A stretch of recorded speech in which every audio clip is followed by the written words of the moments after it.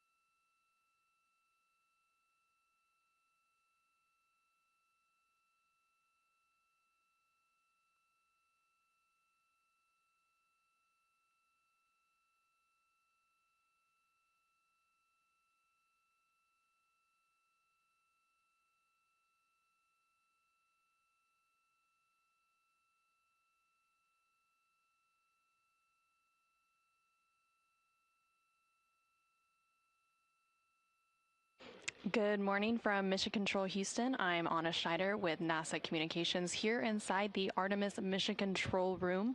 We are currently on console with the Orbit 2 team of flight controllers who recently completed their handover period with the Orbit 1 team of flight controllers who just went off shift after completing their shift. During the Orbit 1 shift, they completed the prox ops demonstrations or proximity operations, during which they manually piloted the Orion spacecraft in relation to the ICPS or interim cryogenic propulsion system.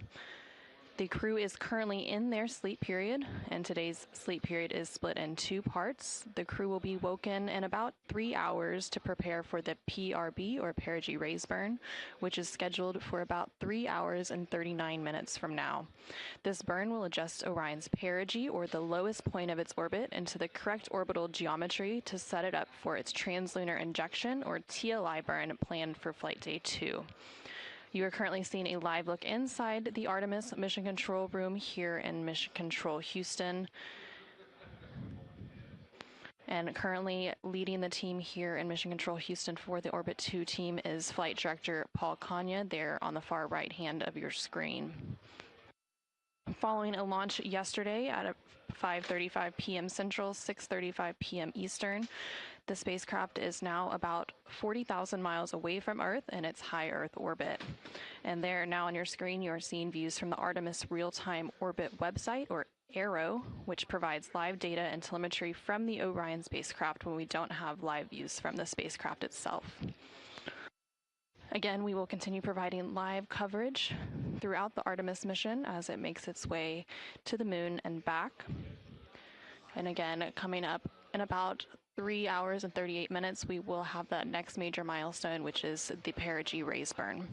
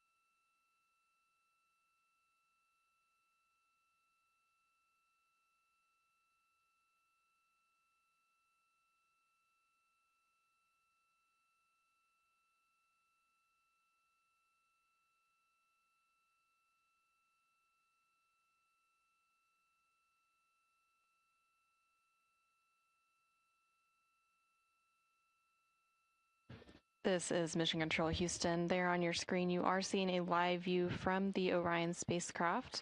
Up on the top right hand of your screen, you can see the edge of one of the solar array wings or saws.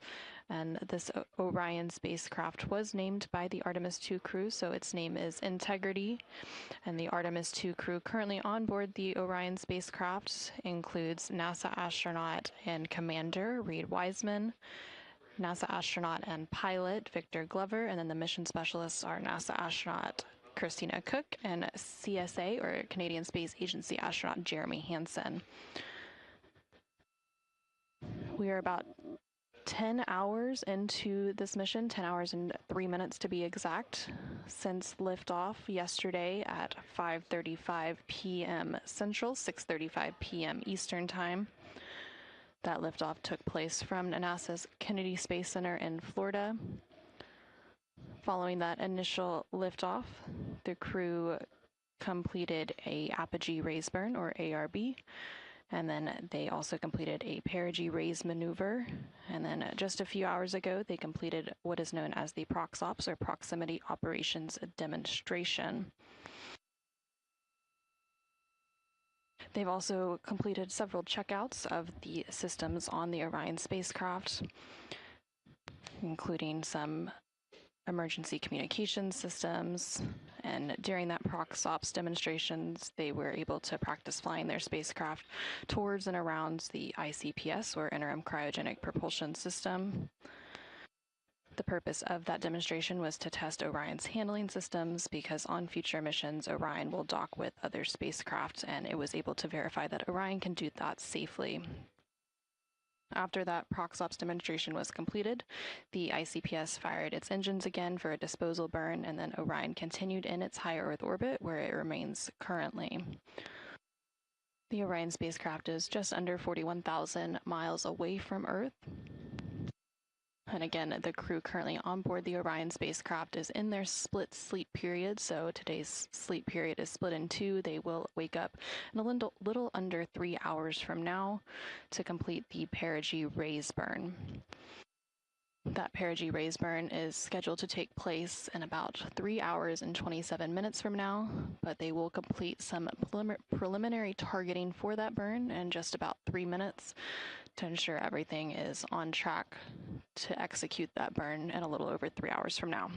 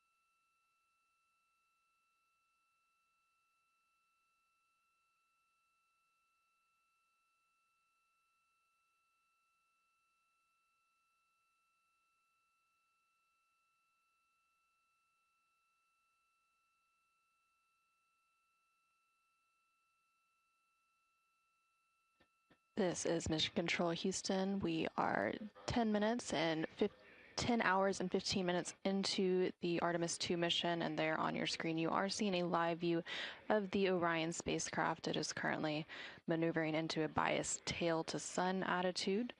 In this attitude, it allows the spacecraft to manage thermal constraints and power generation. It uses this attitude as its primary passive or passive safe flight orientation during transit to maintain thermal balance and maximize power generation.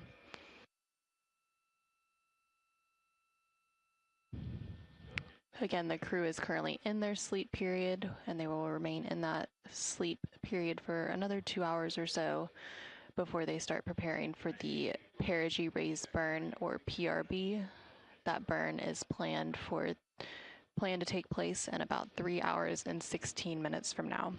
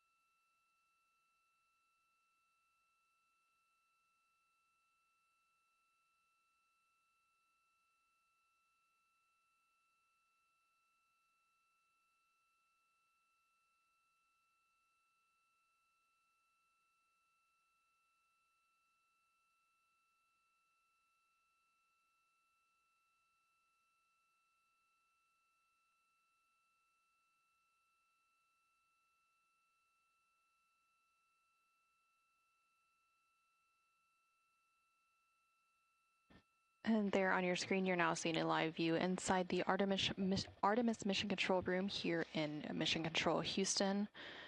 On the right-hand side of your screen, you can see the EECOM console. This stands for the Emergency Environmental and Consumables Manager. And this individual is responsible for the internal thermal control systems, air and water supply, and purification systems aboard the Orion spacecraft. And they also manage emergency response. The equivalent to this flight control position in the International Space Station flight control room just down the hall is the ethos position. And then in front of the EECOM console, you can see MPO. Also on the right-hand side of your screen, that stands for the Mechanical and Power Officer. And this console position is responsible for the electrical power generation, the solar arrays, the array rotation mechanisms, and the power distribution systems of the Orion spacecraft. They also manage the crew hatch, docking mechanisms, vehicle pyrotechnic devices, parachutes, and water riding systems. And the equivalent to that position in the International Space Station Flight Control Room is the position known as Spartan. Again, the Orbit 2 team of flight controllers is currently on console. For the duration of the Artemis II mission, there will be 3 orbits or shifts of flight controllers managing the Orion spacecraft and its crew. And currently leading the Orbit 2 team of flight controllers here in the room is Flight Director Paul Kanya, there on the center of your screen.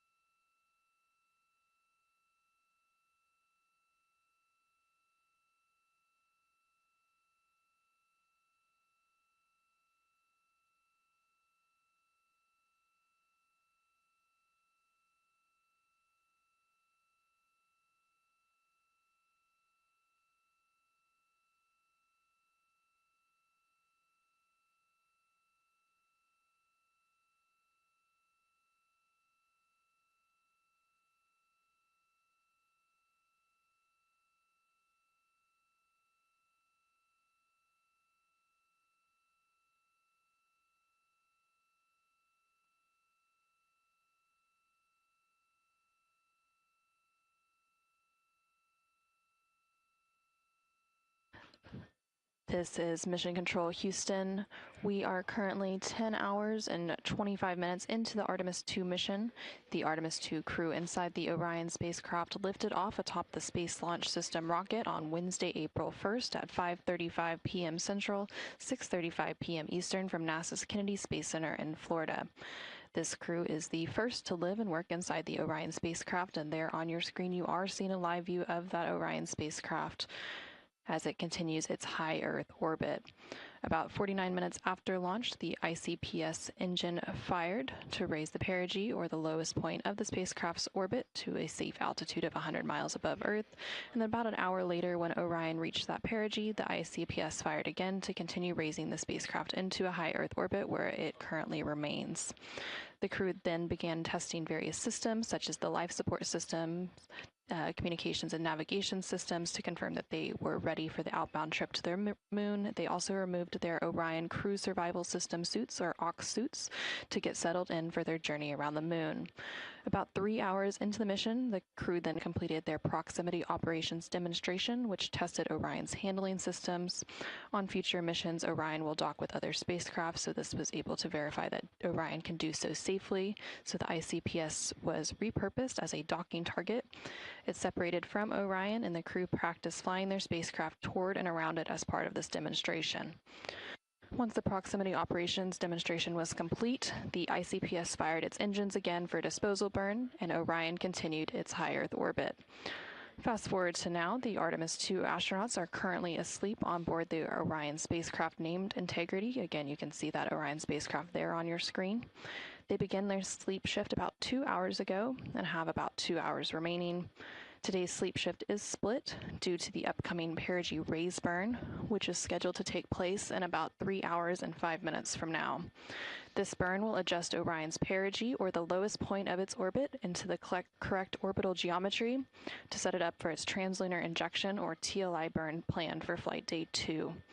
Following the perigee raise burn later this morning, the crew will perform a brief checkout of their emergency communications on the Deep Space Network at the most distant point of their high Earth orbit, which is necessary before that TLI burn takes place. After that emergency communications checkout is complete, the crew will then resume their sleep period. And with that, we will go ahead and review the flight day highlights from launch up until now.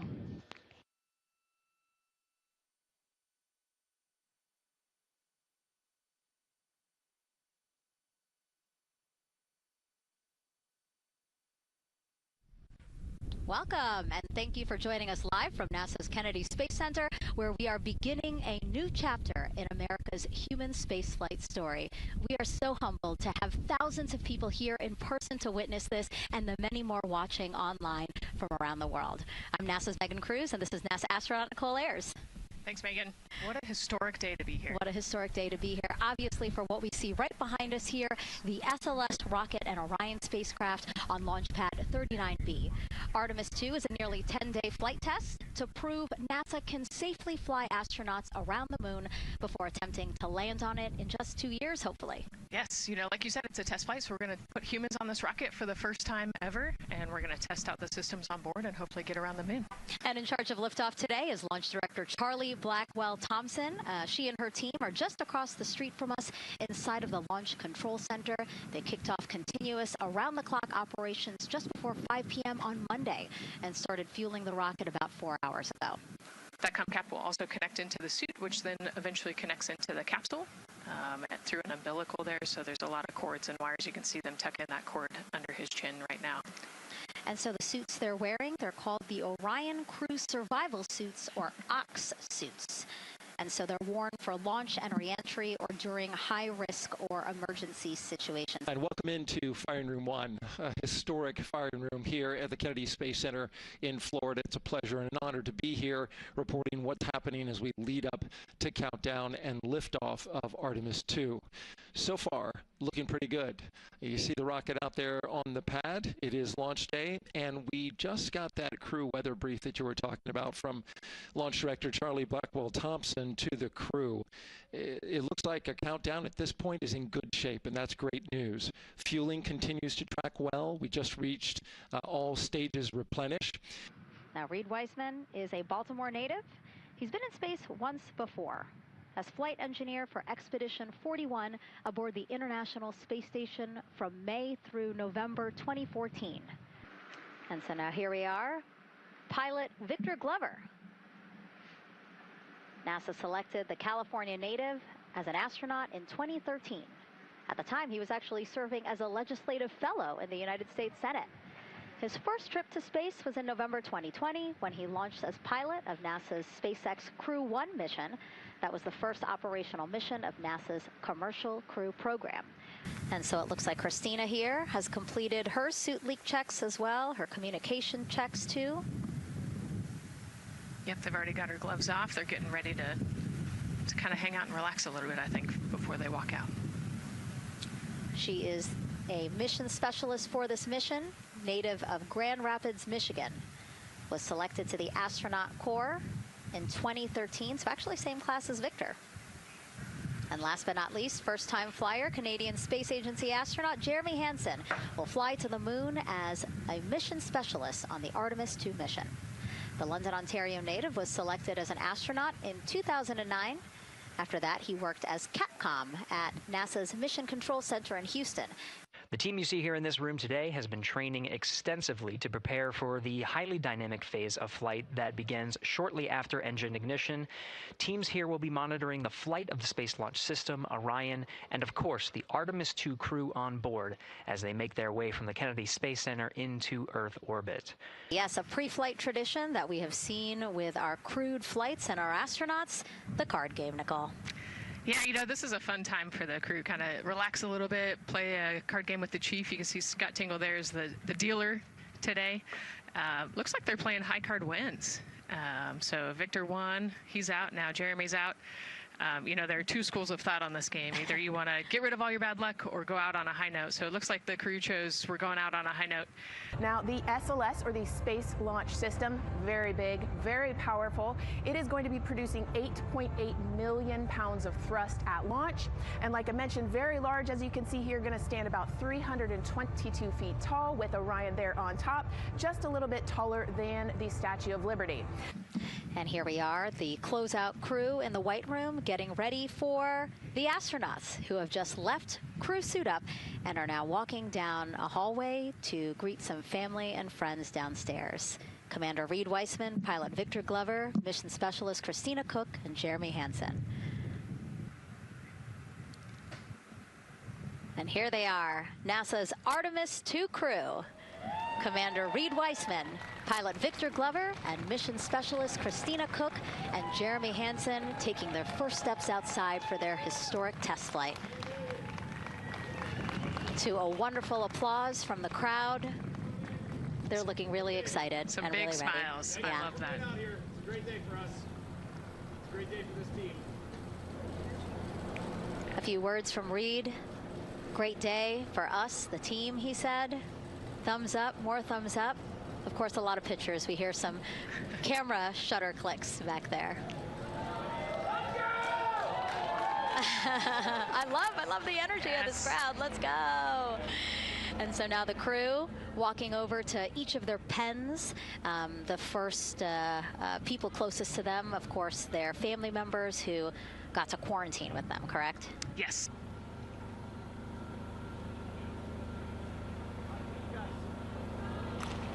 You heard Reid there saying thank you guys as the crowd picks up again with their applause and the four of them step into their Astrovan.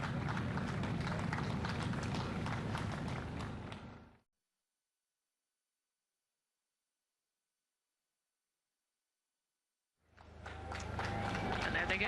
And off they go. Reid, Victor, Christina, and Jeremy now on their way to launch pad 39B, where they will fly to the moon. Something no human has done in over 50 years. They may also set a new record as the farthest humans have ever been from Earth, a record set by the Apollo 13 crew almost 56 years ago today. Yeah, you know, we talked about how tall this rocket is earlier. Wow.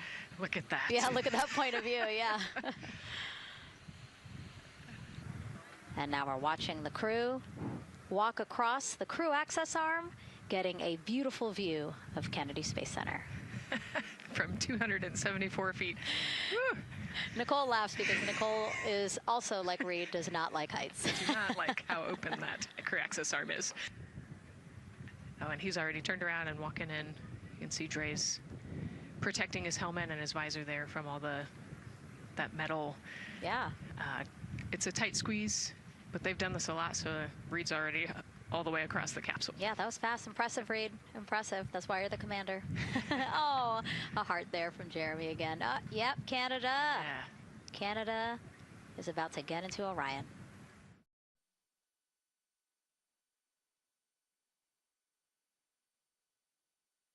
This is a camera shot of behind Reid's head. So Reid, while Andre is buckling him in, that's a 5-point harness, Reid was configuring his control panel. Yeah, the displays. We're getting the displays ready so that they can monitor all of the systems and monitor the launch as they go. Christina there signing the wall. That they're working there. And there's a heart from Christina Cook. Great to see that as she gets ready to get into the Orion spacecraft, one that they named Integrity. It certainly fits this crew from what I've observed. Drag on camera, like we were saying, that kind of moves around, so sometimes it's hard to show that, so there you have it. You can see that the closeout crew has closed the side hatch. And so right now, that's a panel that they have to close out in order to then close the next hatch, which is the launch abort system hatch. We are currently not working any constraints with regards to the rocket or the ground systems. But the launch team has been made aware of an issue that the range is working. And currently they're monitoring that work that is going on over at the range. We understand that that issue is related to the flight termination system. Now, the flight termination system, just to give you a quick explainer, every rocket has a flight termination system. It's the system that the Eastern Range here uses in order to send a destruct signal to a rocket in case it veers off path. So it's a very critical, important safety component. The bottom line of all this is, at this moment, the range is no-go. But that is not stopping us from moving forward in the countdown. We can continue to process and work the countdown. The closeout crew will continue to do their work, and the launch team will continue to do their work as well. We're just getting an update, in fact, about what I was about to report out on the range, and the good news is the range is go. As we see now live inside of the White Room at the launch pad, the closeout crew has closed the launch abort system hatch. You saw there, we took it live. Took a lot of them, I think all of them. Except for one. I think it took 3 or 4 of them to push that hatch door close, and then they felt around the perimeter of the door to make sure that everything was sitting just right. We currently are hearing the launch team is working an issue that was reported out with the LAS. At least there's an issue apparently with a battery on the LAS. The engineer who is in charge of the launch abort system sits on console here, reported that a temperature for one of the 2 LAS batteries is out of range, and although it's not a constraint for launch right now, it would be when that temperature is checked inside of T-minus 6 minutes, which is inside of terminal count. So right now the team is working some troubleshooting on this issue. Going to follow, of course, along closely with what they learn. But again, a battery temp for one of the 2 batteries on the LAS is out of spec, and the team is working to understand, first of all, whether or not this may be a sensor issue, or is there an issue with the battery itself. We're one big NASA team, one big NASA family, and we have one major message before we launch tonight. Okay, guys, what are we going to say? 1, 2, 3, go!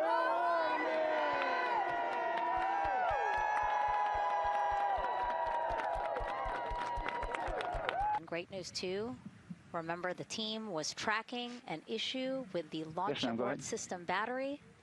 They appear to have cleared that issue, so we are go for launch. All right, thank you, Megan and Nicole, and just want to give you an update on the launch abort system that you just reported that they cleared. They believe, they're convinced, this is an instrumentation failure. So there are 2 batteries on the LAS. The LAS, of course, and with the help of my 2-year-old son's model rocket, Daniel said I could use this, so it's okay. The LAS is right here. It's the tower above Orion. Orion capsule is inside of here. It's used to pull Orion off the rocket in case the rocket something's going on with the rocket, either on the pad or in flight. 2 batteries are bad. Well, I'm sorry, one of the 2 batteries reported an out-of-family temperature, and it was very much out of family. And so they checked their data going back into the vehicle assembly building where they recharged the batteries and worked on them. And they have good, solid data, they reported, that tells them that this is an instrumentation failure, that there's something wrong with the sensor. And so they took it before the mission management team, which has to accept the risk, any changes to launch commit criteria, which this would be one, and they all fully accepted it. So now we are clear as far as that constraint is concerned. NTD COSE hold requested. Copy that. I have an LCC violation of O-CT-004, S-band transponder anomaly. This was a transient LCC violation, so transponder 1 had a demodulated SNR estimate that went down to 2 dBm when it should have been between 10 and 13. It is now back up to 12, but we did lose that for just a moment. It does not appear that we lost our bit sync or carrier lock, which would be indicative that we lost our lock with the vehicle. So at this point, recommendation would still be go. However, we do have a pre-planned contingency procedure if we want to look at that. But again, this was transient, so we're back in a nominal range. Yeah, us taking a look at the data right here, looks like that was a single sample.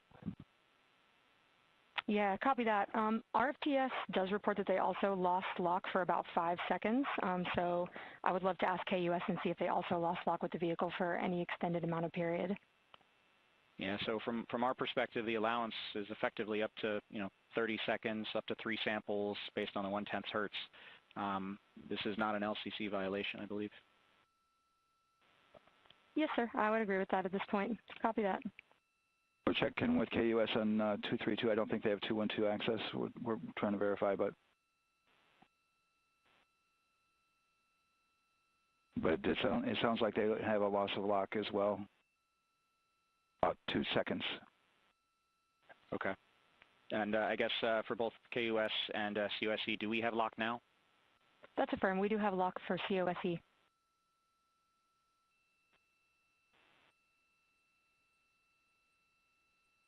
Yeah, so from the integration console perspective, we did have a temporary loss there within the allowable, and per the requirement, let's go. And this is Houston Flight. We have lock and we have good telemetry here in GSE. And KUS has reported too, they have good lock now. So with all of that, OSC, then are we in a go configuration per your LCC? Yes, sir. Recommendation would be go. Right. LP, you concur with that? Yes, sir. LP concurs go.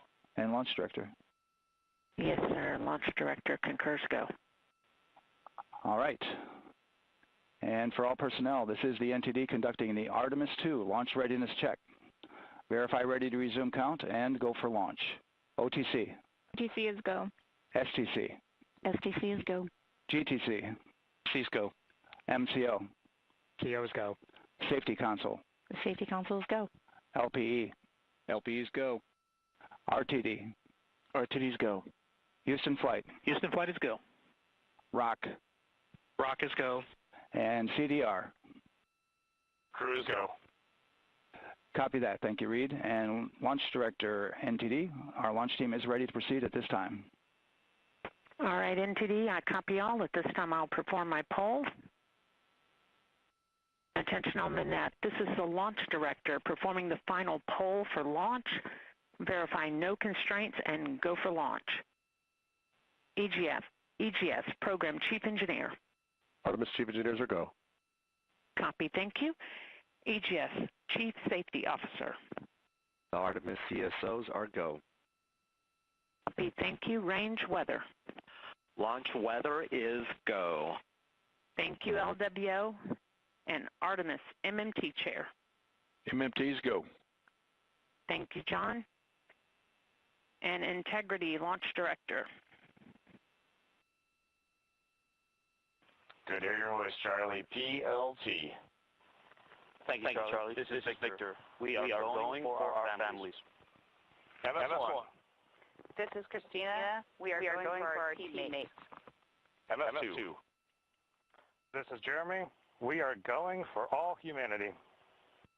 All right, Charlie, your Artemis II crew is go for launch. Full send. I copy that. Reid, Victor, Christina, and Jeremy. On this historic mission, you take with you the heart of this Artemis team, the daring spirit of the American people and our partners across the globe, and the hopes and dreams of a new generation. Good luck. Godspeed, Artemis II. Let's go. Sir, you have a go to proceed with countdown. Copy that. I'll put it in work. CDR, NTD. Go. Your risers and initiate short purge per your EPROC 10.1.1, steps 8 and 9. 10.1.1, 8 and 9 going to work. Copy. CVSE NTD, start and verify recordings of our Orion cameras. You heard an issue, worked in real time with telemetry lock on the Orion. It was transitory, it was very short. They checked the data, confirmed that they had a good lock. This was with the S-band transmitter on the Orion. Worked through that issue, looked at the data, and cleared it. All with the world watching. All right, and we're clear from cutouts. And with that, we're going to resume the clock momentarily. And CGLS, you can resume the clock on your mark. GLS copies. 3, 2, 1, mark. GLS mainline has been initiated. T-minus 10 minutes and counting.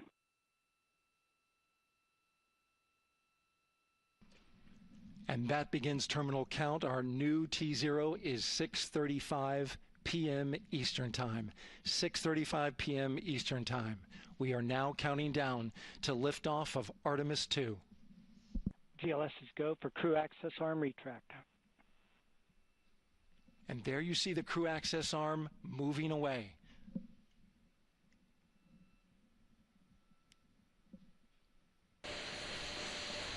GLS is go for area left. Great call out. The rocket is on its own. 4 brave explorers ready to ride the most powerful rocket NASA has ever launched. Sound suppression water is flowing. 15. And here we go. 10, 9, 8, 7. RS-25 engines lit. 4, 3, 2, 1. Booster ignition. And liftoff. The crew of Artemis II now bound for the moon. Humanity's next great voyage begins. Good roll pitch. Roger, roll pitch. Houston now controlling the flight of Integrity on the Artemis II mission around the moon. Integrity, AMT high. AMT high. On time, passing 30 seconds into the flights. Integrity passes the alternate MECO. Target milestone. Mission Control Houston seeing good performance on the 4 main engines. Space Launch System core stage. Integrity, 3 miles in altitude. Traveling more than 1,200 miles per hour.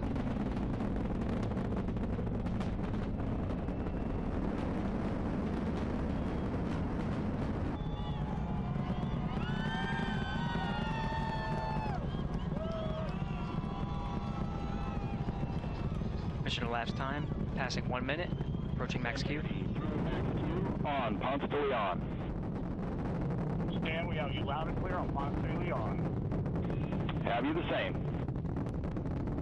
Communication signal transfer confirmed as Integrity and its crew go supersonic.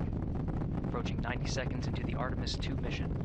Integrity is 14 miles in altitude, 8 miles downrange, traveling more than 2,600 miles per hour.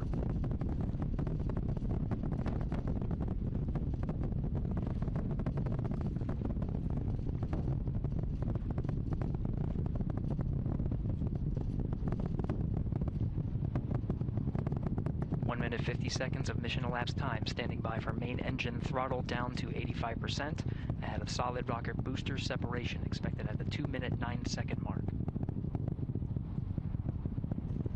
We see throttle down.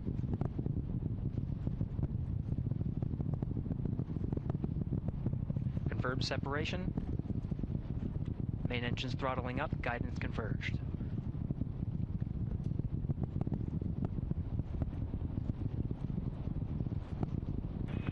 Integrity, guidance converged, performance nominal, upper stage RCS ready. Copy all, Stan. Integrity, SM priming complete. SM priming complete. 3 minutes into the flight. Integrity, 49 miles in altitude, 78 miles downrange, now passing 5,000 miles per hour.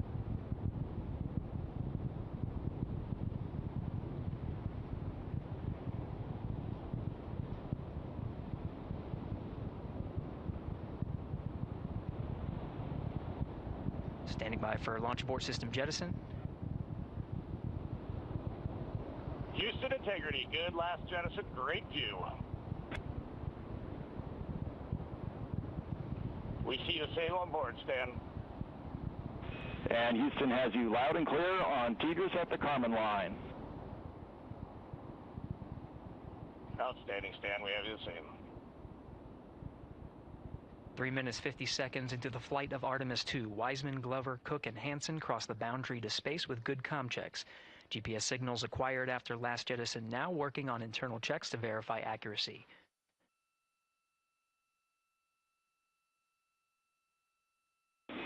Integrity, GPS processing. Outstanding, Stan, we see the same, and we have a beautiful moonrise. We're headed right at it.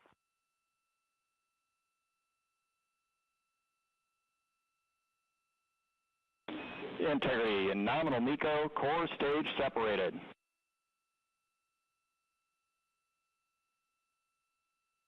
We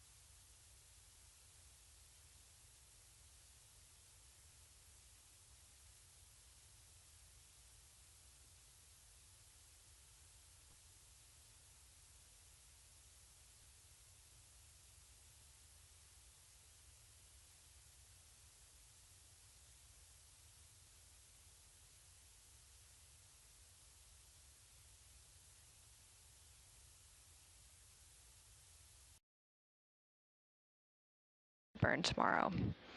And after that emergency communications checkout is complete, the crew will then resume their sleep period, and they will get another about 4 hours of sleep before they begin their flight day 2.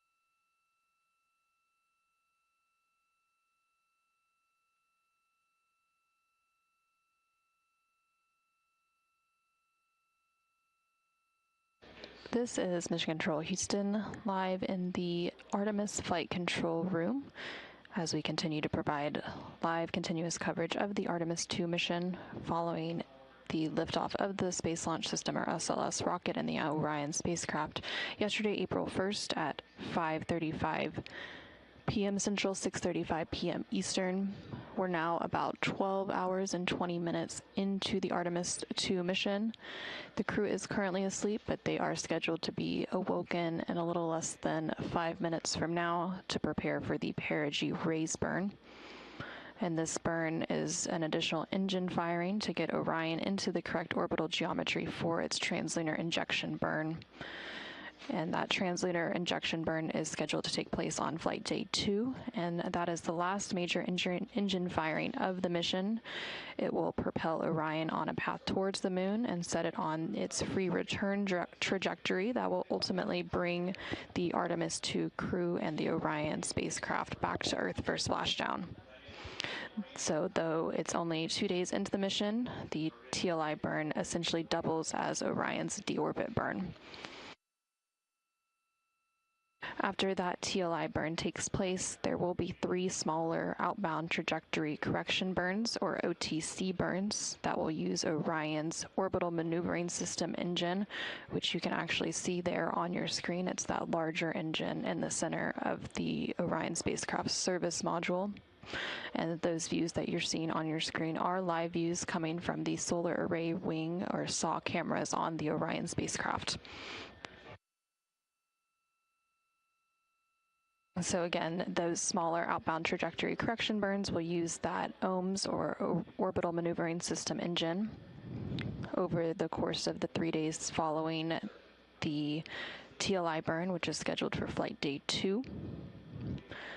And so those correction burns ensure that the spacecraft stays on target for its journey around the moon. And then just before the crew goes to sleep on flight day 5, they will enter the lunar sphere of influence, which is when the pull of the moon's gravity will become stronger than the pull of the Earth's gravity. And then on flight day 6, we will have the lunar flyby, which is when the crew will go around the far side of the moon and observe with human eyes the features on that far side of the moon. And it'll also be when they make the closest approach to the moon for this mission. And then after they complete that lunar flyby, they will begin their return back to Earth.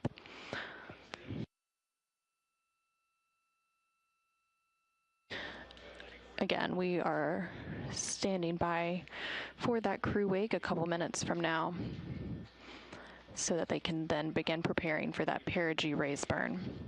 That perigee raise burn is scheduled to take place in about an hour and 9 minutes from now.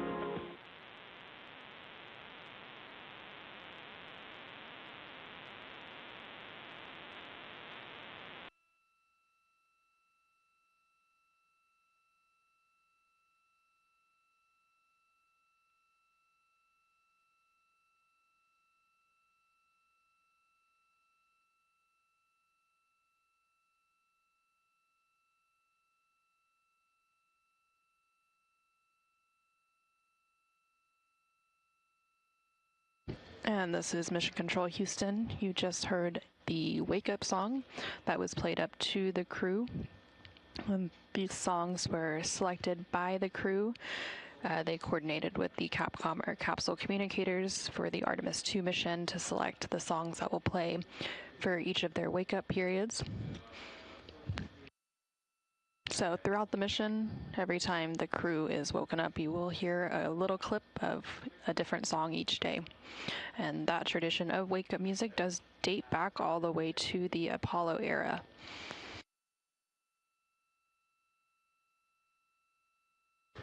Now that the crew is awake, they are going to step into a brief post-sleep period. And then they will begin preparing for the perigee raise burn, or PRB burn. That burn is scheduled to take place in just under an hour from now, about 59 minutes until that burn ignition start.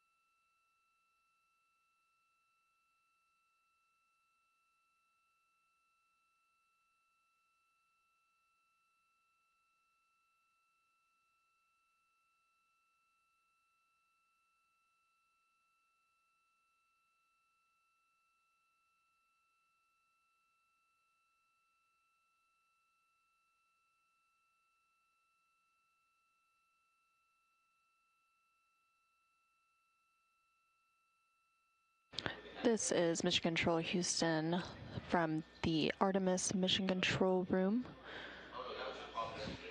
The crew of the Artemis II mission aboard the Orion spacecraft was recently awoken with some wake-up music. They're currently in a brief post-sleep period, and then they will begin preparing for the perigee raise burn. That perigee raise burn is scheduled to take place in about 54 minutes from now. There on your screen in the top left, you can see the Artemis real-time orbital website, and this provides the real-time data and telemetry from the Orion spacecraft when we don't have live views outside of the spacecraft itself. The Orion spacecraft, following a liftoff on top of the Space Launch System, or SLS rocket, yesterday, April 1st at 5:35 p.m. Central, 6:35 p.m. Eastern, is now in a high Earth orbit. It is about 43,000 miles away from Earth. For reference, the International Space Station is in low Earth orbit and is typically about 260 statute miles away from Earth at any given time. In the bottom right hand of your screen, you can see a view of the Artemis Flight Control Room here in Mission Control Houston. Currently on console here in the Artemis Flight Control Room is the Orbit 2 team of flight controllers. Similar to the International Space Station Flight Control Room, the Artemis Flight Control Room will be monitored and manned 24/7. There will be 3 orbits of flight controllers for the duration of the Artemis II mission. Those 3 shifts are known as orbits. So the Orbit 1 shift came on console following the ascent of the SLS rocket and the Orion spacecraft, and then they handed over to the Orbit 2 team of flight controllers at about 2:30 a.m. Central, 3:30 a.m. Eastern Time. And then shortly after the perigee raise burn, or PRB burn is complete, the Orbit 3 team of flight controllers will come on console and take the crew through the remainder of their sleep period before they enter into Flight Day 2 and prepare for the TLI, or translunar injection burn, which will send Orion and its crew around the moon and back. Again, we are standing by and preparing for that perigee raise burn. That perigee raise burn expected to take place in about 51 minutes from now.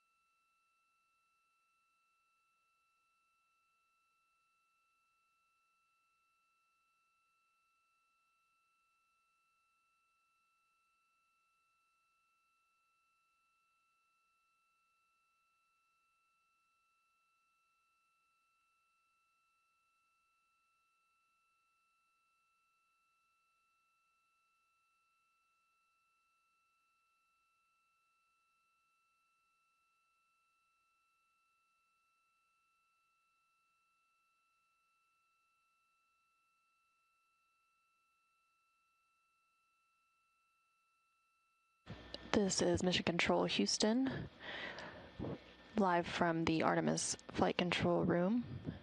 The Orbit 2 team of flight controllers is currently being led by Flight Director Paul Kanya.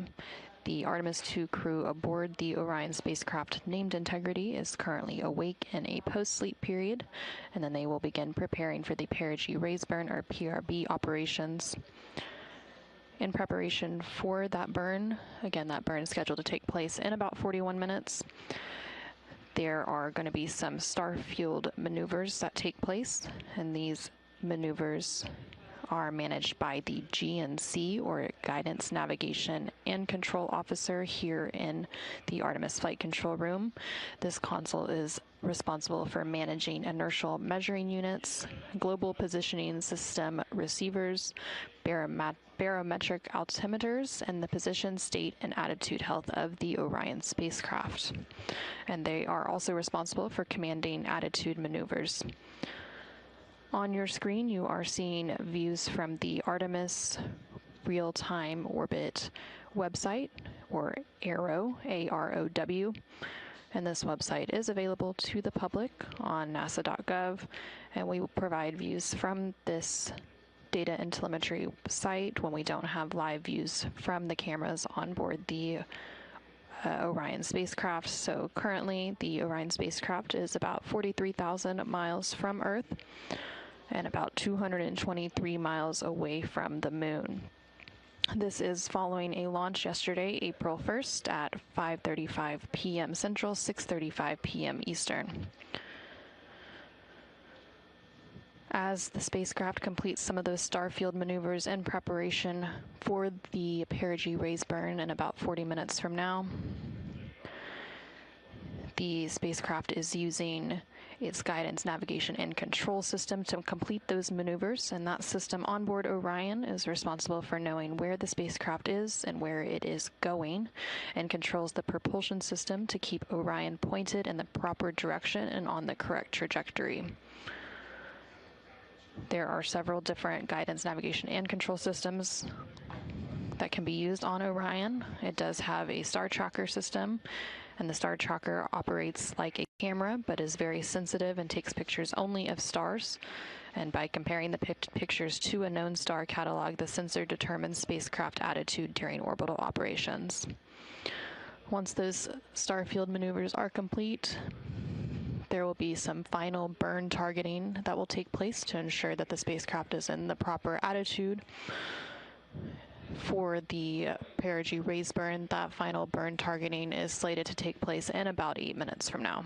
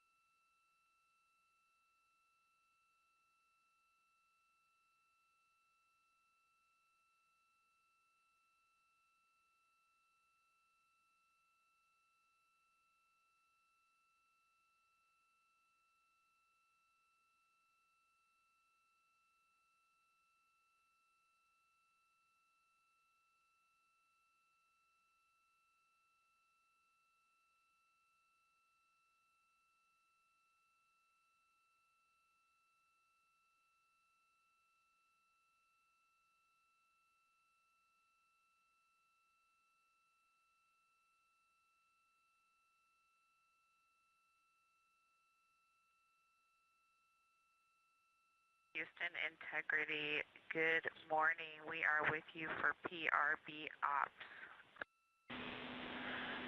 And Integrity and Christina, good morning to y'all as well. Things are progressing well with PRB ops. We can do a quick tag up here shortly once we get our story ready.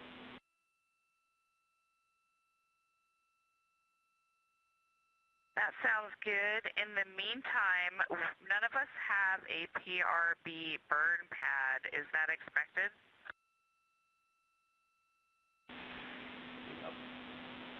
That is expected. We are in the process of uplinking a burn pad right now, and the burn pad will be labeled with a version 2. I'll let you know when we think it's on board.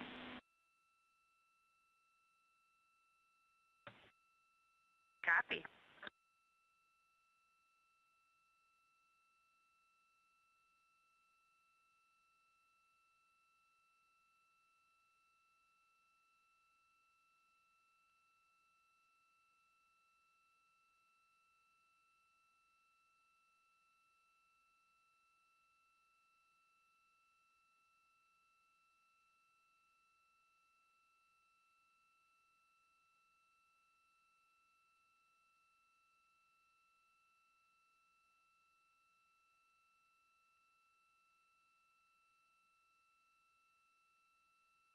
And this is Mission Control Houston. You just heard a little bit of communication there on the Orion to Earth loop, and that is the voice link between the ground and the Orion spacecraft.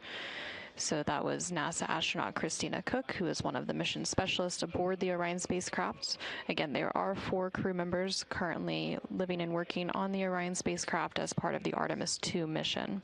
So Christina was speaking directly with the team here in Mission Control Houston, specifically the Capcom or capsule communicator, and that flight control position serves as the direct voice link between the crew and the ground. And during that conversation, Christina did ask about a burn pad, and these are plans for each burn that are uplinked to the crew so that they can follow along with the execution steps, and they know exactly what the ground is following along with, and they can also follow along with the same plan. Again, that PRB or perigee raised burn is scheduled to take place in about 34 minutes.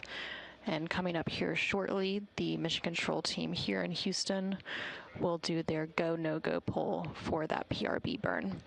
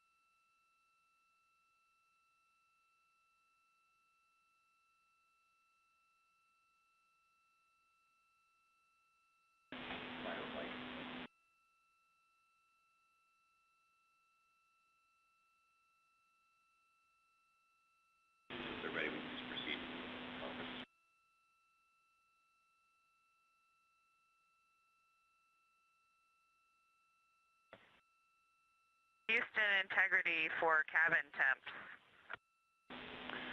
Hey, go ahead, Christina.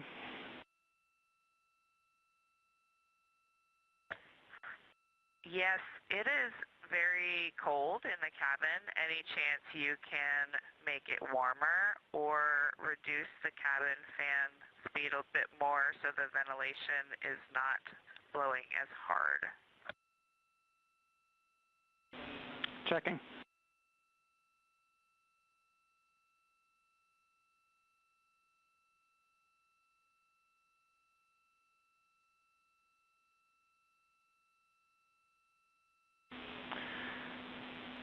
Yeah, Christina, understand. While y'all were asleep, we did turn one of our knobs that we have, and that was the rad loop set points, and we saw a very small increase in the temperature. And so we're going to take a look at some of these shell heaters, and we'll let you know when we start putting some of that in work, and we can see if that affects the temperature in a positive way.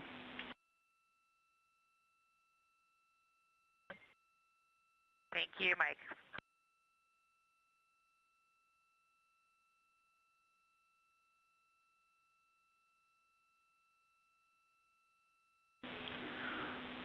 Also, Christina, when y'all get a chance up there, we'd appreciate an AGA reading.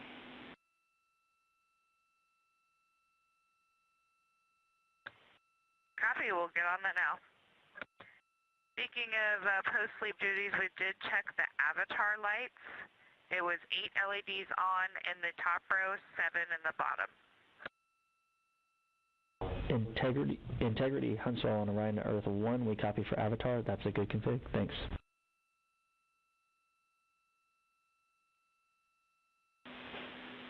And Integrity Houston, the burn pad Copy, is... and hello, Huntsville.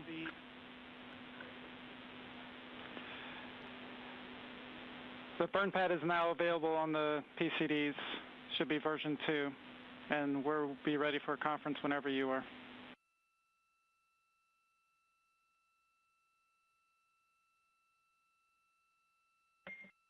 We see it, and give us a few.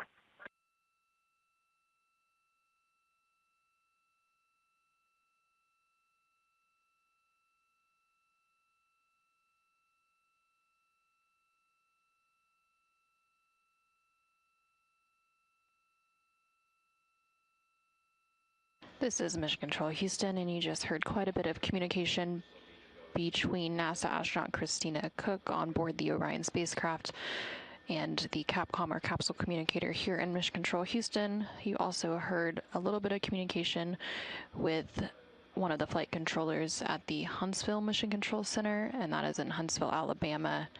That is the Payload Operations Integration Center, and they're typically responsible for managing science payloads.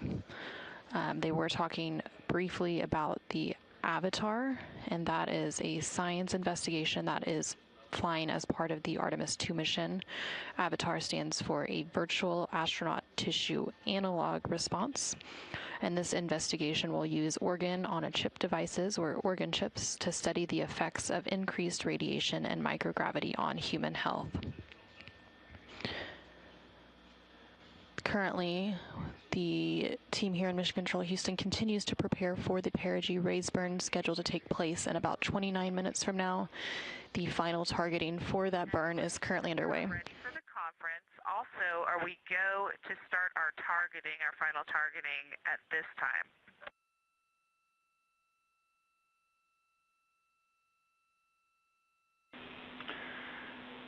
Hi, Christina. For final targeting, that has just been completed. We had it automated on board. We're taking a look at the results, and the results are good. As for the burn conference, I have no comments for y'all. You do see the yellows on the burn pad, but that was just a delta from version 1, which y'all don't have, so you can disregard the color coding.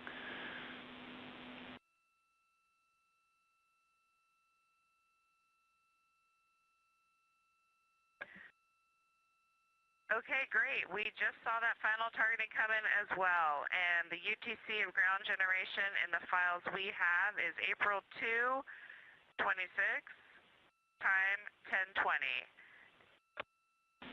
That's the correct version.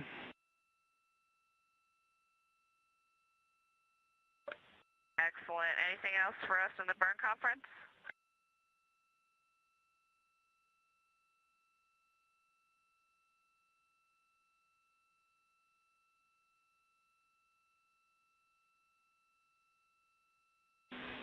And nothing else from us, Christina.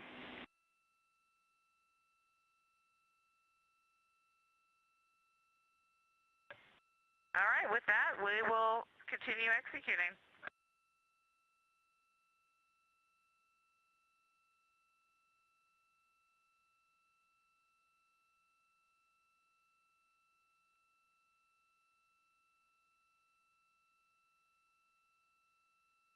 And this is Mission Control Houston. That conversation there, again, between NASA astronaut Christina Cook and the Capcom or capsule communicator here in Mission Control Houston inside the Artemis Flight Control Room.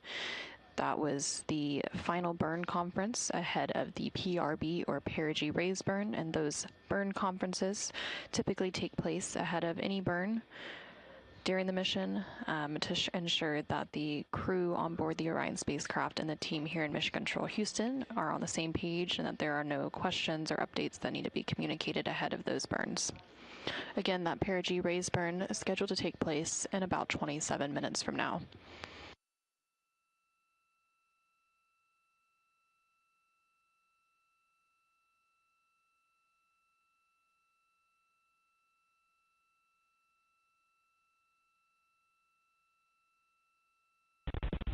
Integrity, Huntsville on Orion to Earth 1 for Avatar.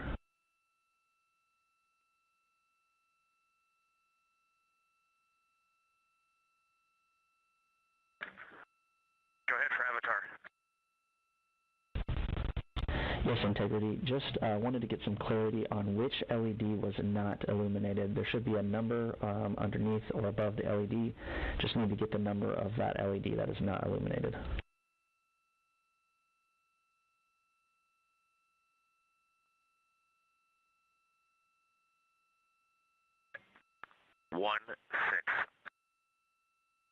Copy 16-1. Copy 16-16. Thank you. Affirmative, thank you.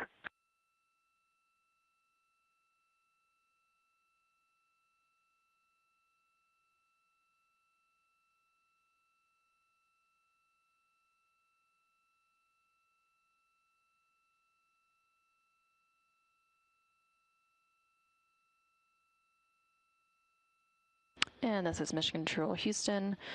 Again, you are hearing some additional communication between the crew on board the Orion spacecraft. That Orion spacecraft was named Integrity by the crew, so you will often hear the teams on the ground calling up to Orion. They will refer to it as Integrity, and when the crew on board Orion is calling down, they will typically call down to Houston. During that brief communication, though, the crew, namely NASA astronaut Reid Wiseman, was actually communicating with the Mission Control Center in Huntsville, Alabama, at the Marshall Space Flight Center. That is specifically the Payload Operations Integration Center, and they are responsible for conducting end-to-end mission operations for science payloads specifically. So they were having a brief discussion about one of the science payloads on board the Artemis II mission, known as the Avatar. And the Avatar is, it stands for a virtual astronaut tissue analog response, and it is an investigation that is using organ chips to study the effects of radiation and microgravity on human health. This specific study could provide valuable information for developing measures to protect astronaut health on their journeys, such as personalized medical kits. Again, the crew and the team here in Mission Control Houston continue to prepare for the upcoming perigee raise burn. That perigee raise burn is scheduled to take place in about 23 minutes.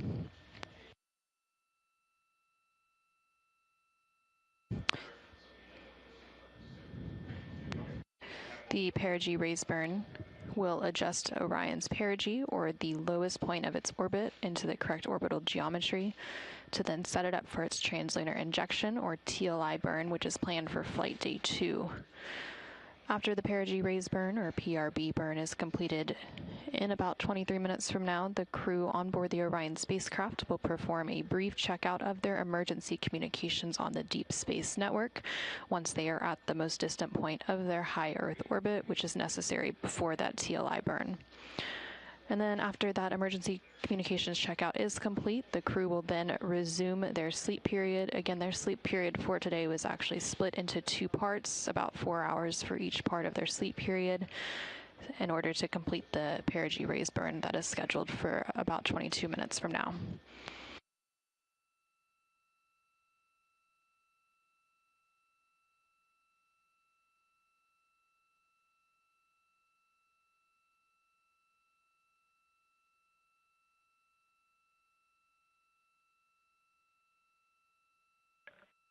Houston, Integrity for burn, pad, and plan deltas. Go ahead, Christina. Hey, Okay, Mike, two small items. The trim limit on the burn pad is 0.2. On the plan, we see 0.1. And second item, our burn pad has a predicted EI time. Can you verify we can ignore that for now?